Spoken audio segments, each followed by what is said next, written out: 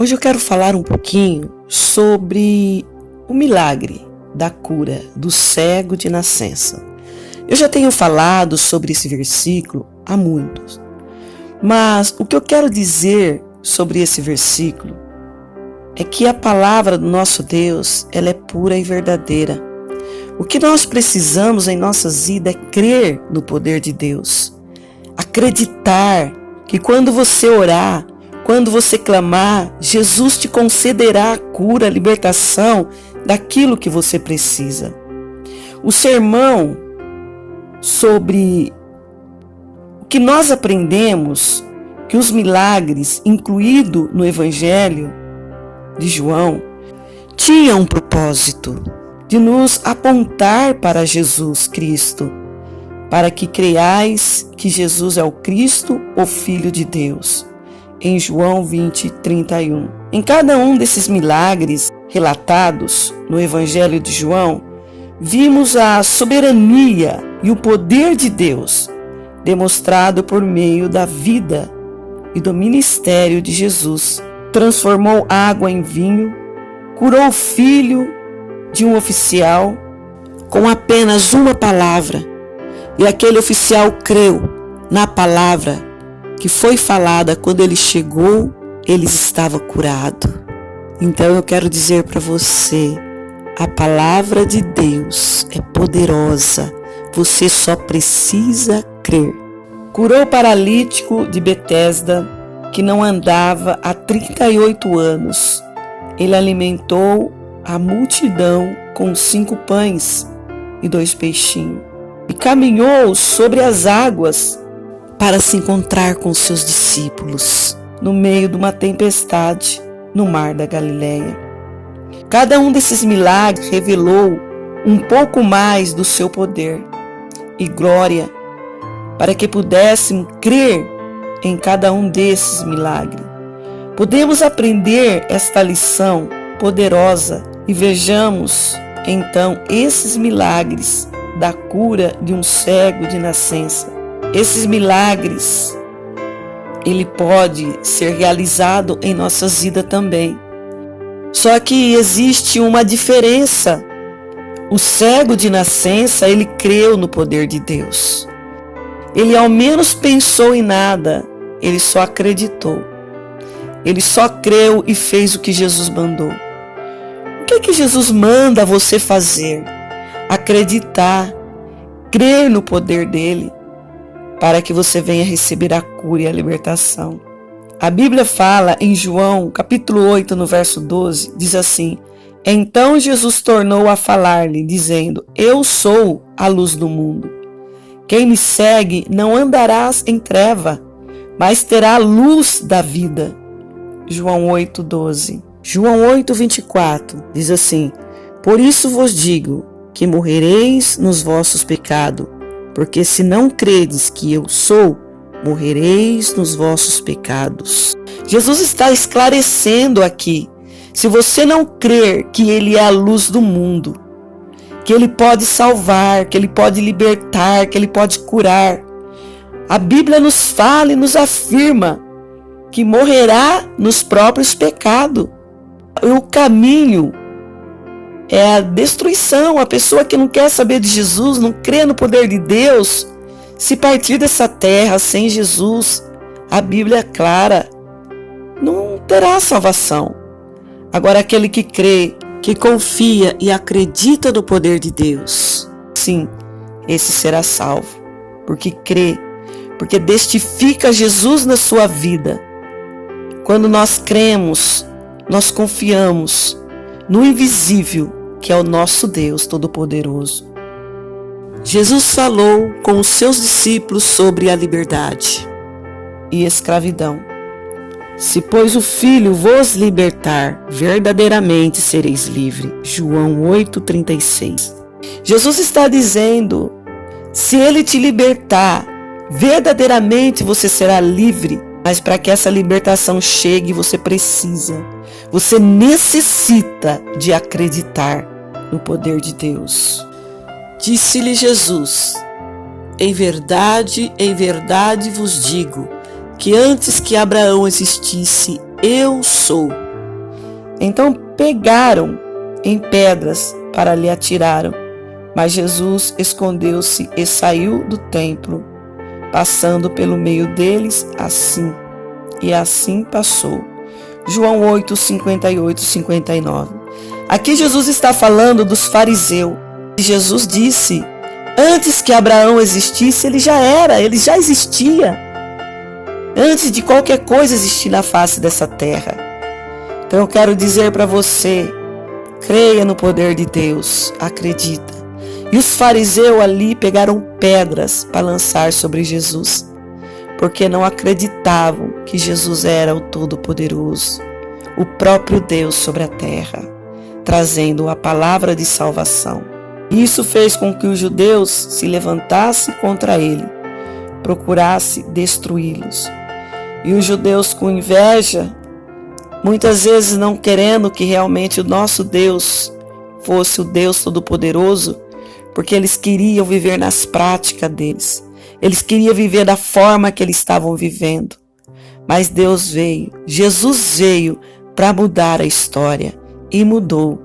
Hoje tem muitos que estão na presença de Deus, muitos que crêem no poder de Deus, muitos que estão andando nos caminhos do Senhor Jesus, muitos que já receberam a cura, a libertação pelo poder de Deus, porque creram, porque crê no poder de Deus. E Jesus caminhou no meio da multidão, enfurecida, e viu um homem cego de nascença. E este milagre seria para ilustrar e instruir os discípulos, bem como os outros que Jesus veio trazer a visão aos cegos. Os discípulos também viram um homem e fizeram algumas perguntas a respeito dele. Quem pecou, este ou seus pais, para que nascesse cego? Onde está a responsabilidade pela condição desesperadora deste homem? Foi culpa dele ou foi culpa dos seus pais? Era comum a crença que todas as calamidades especiais eram causadas por pecados especiais, visto que Deus advertiu que visitaria as iniquidades dos pais sobre seus filhos, até a 4ª geração. Eles queriam saber. Números 14, 18. O Senhor não estava dizendo que os pais não tinham pecado, ou que os homens cegos não tinham pecado, mas que nenhum pecado especial de nenhum dos dois fez com que o homem nascesse cego. Deus tinha um propósito nisto e era demonstrado a sua glória. Ilustrar a verdade que Jesus havia dado anteriormente. Eu sou a luz do mundo. Jesus, ele estava dizendo e esclarecendo sobre a cura, sobre a libertação e sobre a vida das pessoas enfermas que ele curava, mostrando para que todos viessem a reconhecer e saber que ele é a luz do mundo, que ele é o Salvador e que não existe outro que possa fazer as mesmas obras que ele faça, porque ele é o Todo-Poderoso e não existe outro. Deus é o único. E Jesus explica que eles devem fazer a obra de Deus enquanto é dia. Ele está falando da urgência do trabalho aqui. As pessoas estão nas trevas e devem ver a luz que é Jesus. E por isso que ele veio ao mundo para salvar o que havia perdido. Isto também é um desafio para nós. Jesus declarou para seus discípulos que deveriam levar esta luz para a escuridão, para salvar as almas que estão perdidas. Em Mateus capítulo 5, no verso 16, está escrito: assim brilhe a vossa luz diante dos homens, para que vejam as vossas boas obras e glorifiquem o vosso Pai que estás no céu. E Jesus, ele tendo dito isto, cuspiu na terra, e com a saliva fez lodo, e untou com o lodo os olhos do cego. Olha só, Jesus cuspiu na terra, com a saliva dele ele fez um lodo, e colocou nos olhos daquele cego. Aquele cego poderia falar assim, não, por que está fazendo isso? Não, ele não questionou, ele acreditou, ele confiou que através daquela lama, daquele guspe que Jesus fez, aquela pasta e colocou nos olhos dele, que ele ia ser curado. Jesus cuspiu na terra e fez um lodo e colocou nos olhos dele. Ele creu que ele ia ser curado, porque ele já sabia dentro dele que Jesus era o próprio Deus, era o Filho de Deus. Quando nós cremos no poder de Deus, a nossa bênção, a nossa cura é imediata. Então, para receber, tem que crer. E isso, meus amados, é completamente diferente. Ele poderia ter dito, feito qualquer coisa, mas ele escolheu fazer isso, fazer o lodo, simplesmente usou a sua saliva com o pó da terra para fazer um barro. Mais uma vez, uma demonstração do poder de Deus. Ninguém poderia reivindicar uma base natural para esta cura. E disse-lhe, vai, lava-te no tanque de Siloé. O tanque de Siloé, meus amados, significa o enviado. Ele foi, como diz a palavra de Deus, foi, pois, e lavou-se e voltou vendo. Em João capítulo 9, no verso 7. Ele foi, lavou os olhos do tanque de Siloé e veio curado. Um homem que era cego de nascença, nasceu cego. Não existia cura para a medicina, mas Jesus o curou, porque ele creu, ele obedeceu a Deus e fez o que Jesus mandou. Jesus curou. Ele creu, ele acreditou que Jesus poderia curar ele naquele momento. E ele foi curado. E o tanque de Siloé era a única fonte permanente de água para a cidade de Jerusalém no primeiro século DC. Não tinha nenhuma propriedade curativa, ao contrário da lenda que cercava o tanque de Betesda, que consideramos em João 5. Este milagre lembra a cura de Naamã, em 2 Reis, capítulo 5, quando Eliseu instruiu a se banhar no Rio Jordão. O milagre da cura de Naamã, assim como este cego de nascença, fala da necessidade de obediência à palavra de Deus. E ele foi, pois, e lavou-se e voltou vendo. João 9:7. A testemunha, alguns acreditaram, outros duvidaram. E eles o conheciam. Ele era um cego desde o nascimento. Sem dúvida, eles passavam muito tempo no portão do templo, mendigando, e muitas pessoas passavam por ele, indo e vindo do culto. Mas ele foi um milagre tão incrível que alguns pensavam que era impossível.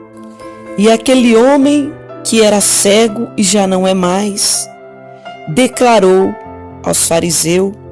A multidão falava dele, mas não para ele. Ele falava e disse, sim, sou eu. Eu sou aquele que nasceu cego, mas agora eu posso ver. Dizia-lhe, pois, como se tem abrido os olhos, em João 9:10. A pergunta deles confirmou que um milagre havia acontecido. Ele era cego desde que nasceu. Agora ele podia ver novamente. Essa conversa novamente foi pública e, sem dúvida, chamou mais atenção para o milagre ocorrido. E no verso 11 e 12, ele respondeu e disse: o homem chamado Jesus fez lodo e untou-me os olhos e disse-me: vai ao tanque de Siloé e lava-te. Então fui e lavei-me. João 9:11. Sua explicação é simples e direta. Uma testemunha apenas conta o que sabe ser verdade. Elas dão conta do que aconteceu. Não precisamos de um diploma de seminário para ser uma testemunha. Só precisamos contar o que sabemos. E ele os apontou para Jesus. Ele fez barro. Ele ungiu os meus olhos. Ele me disse: para ir lavar, eu fui. E agora vejo. Seu testemunho fez com que outras pessoas buscassem a Jesus por si mesmo, onde ele estava. O homem repetiu o seu testemunho do que havia acontecido. Mesmo que os fariseus ficaram enfurecidos e querendo saber e tentando impedir a obra de Deus. Às vezes nós encontramos um desse no nosso caminho, tentando impedir a obra de Deus na nossa vida. Mas nós não podemos deixar de ouvir a voz de Jesus, porque ouvindo a voz de Jesus, você terá vida. Capítulo 9, no verso 30 e 31 diz assim: que o homem respondeu e disse-lhe: nisto, pois, está a maravilha que vós não sabais de onde ele é, e contudo me abriste os olhos. Ora, nós sabemos que Deus não ouve pecadores, mas se alguém é temente a Deus e faz a sua vontade, a esse ouve. João 9, 30, 31. Apenas se você crê fazer a vontade de Deus, Ele ouvirá a sua voz. Por esse motivo que nós temos que crer e obedecer a palavra de Deus, fazer a vontade de Deus, para poder sermos salvos, ter uma vida de luz, uma vida brilhante diante de Deus, ser limpo, purificado pelo sangue de Cristo. E a palavra do Senhor ainda nos diz assim, em João 9,39, e disse-lhe Jesus: eu vim a este mundo para juízo, a fim de que os que não vê, vejam, e os que vê, sejam cegos. Os fariseus se recusaram a aceitar o pensamento de que estava cego para a verdadeira luz de Deus. A visão estava disponível, mas apenas para aqueles que admitissem que precisava de Jesus. Hoje nós passamos por muitos problemas. Vemos muitas pessoas enfermas, com doenças, mas sabemos também que nós podemos ser curados se nós crermos e acreditar no poder de Deus. Assim como Ele curou aquele cego de nascença, que não havia cura para a medicina, Ele pode curar todas e qualquer enfermidade.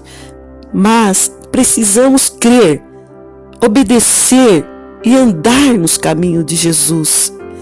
Amar a Deus e ser fiel até o fim, e não fazer como os 10 leprosos. Jesus curou os 10, mas só um voltou para agradecer. Agradeça a Deus. Quando receber a cura, permaneça e viva na presença de Deus, fazendo a vontade de Deus.